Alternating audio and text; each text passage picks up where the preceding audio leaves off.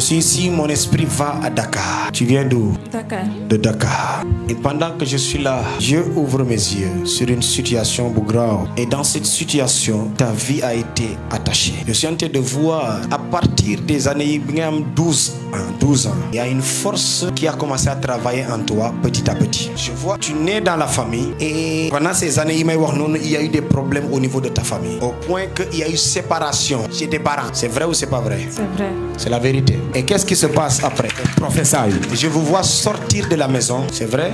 Si, voilà, vous êtes sorti de la maison. Comment? Parce que Diamant amatul fof. Et surtout, tu veux voler de tes propres ailes, de carrément évoluer, avancer. Tu as commencé à travailler, essayer de travailler pour toi. Tu as du commerce, exactement pour travailler pour. Principalement des habits, des tissus. Mais il veut mélanger ça avec ce qu'on appelle, tu vois, les boutiques des femmes là. Comment on appelle ça? Cosmétiques, je sais plus.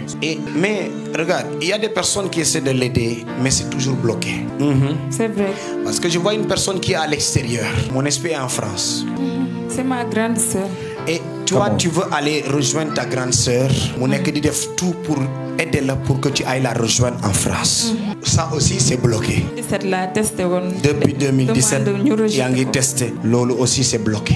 Je vais quelque part, je rentre et je vois une maison. Et quand je vois la maison, je vois à la porte de la maison, il est écrit Ndiaye, la famille Ndiaye. Je tape à la porte et je vois une personne qui sort. Son nom c'est Modou. Mamadou. Je la vois en train de sortir.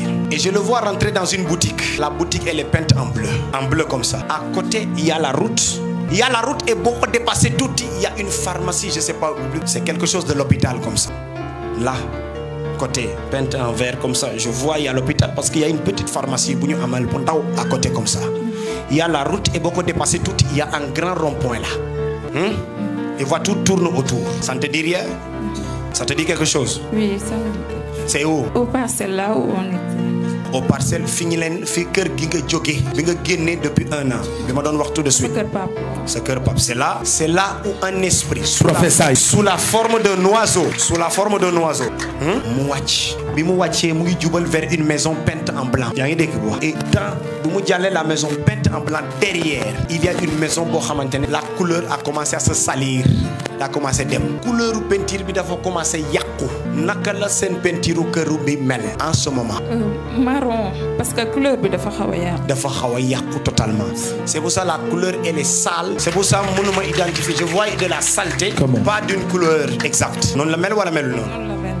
Il rentre à l'intérieur, je vais t'expliquer. Quel professeur?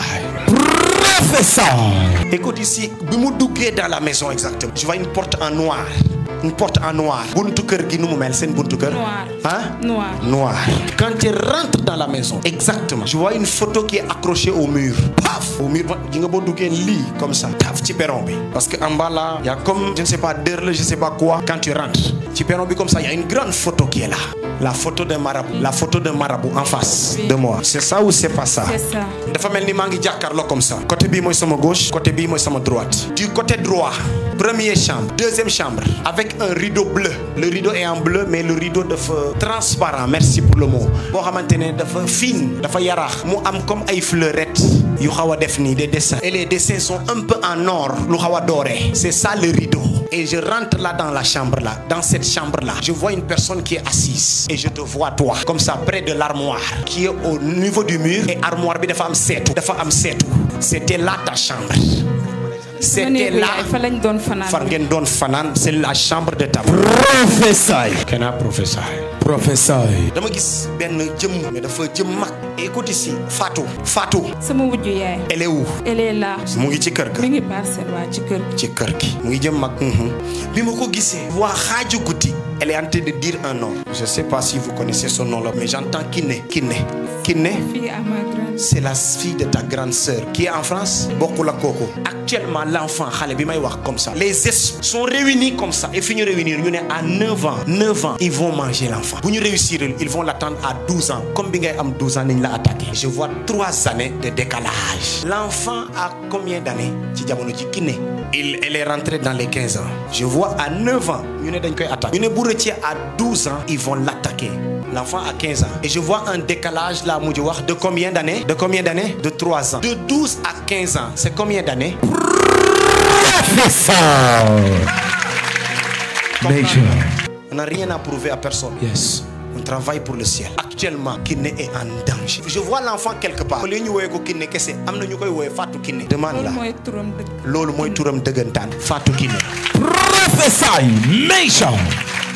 Godipa papa, avance. Et vous pensez que c'est le hasard que maman Fatou rêve de Fatou Kiné pour lier l'enfant à la maman. Amis, il y a deux. Ils sont deux. Ñaar lañ ci bir famille. C'est qui et qui? Ce sont des... Ok. Papa lañu bokk là-bas. Ils sont tous de la famille là. J'entends Dieu me dire prie pour nous. Après cela, tu regardes quelqu'un ici. Maman, elle est où la maman? Comment ça va? Tant que mo la sonal. Tant que ak beuti. Amone ngeen ben mbokk ci sen famille. Mais geej la doon liggéey, c'était un pêcheur. Papa Ousseyn. Le vieux là, mol la won. Motax famille bi amna ci famille bi ñoo xamantene il travaille à la mer. C'est la vérité ou c'est pas la vérité? C'est la vérité. Un oncle. Hein? Un oncle de moi. Un oncle de. Où sont les autres membres de la famille? Ñi and venez. Il a des problèmes ci tank yi. Oui, sama genou. Ce genou bi. Maman ban tank moy metti? Bobu nonu. Gauche bi. Yow ban tank moy metti? Gauche bi. Gauche bi moy metti. Maman gauche bi. Comprendre li xew. OK, yëkëti la.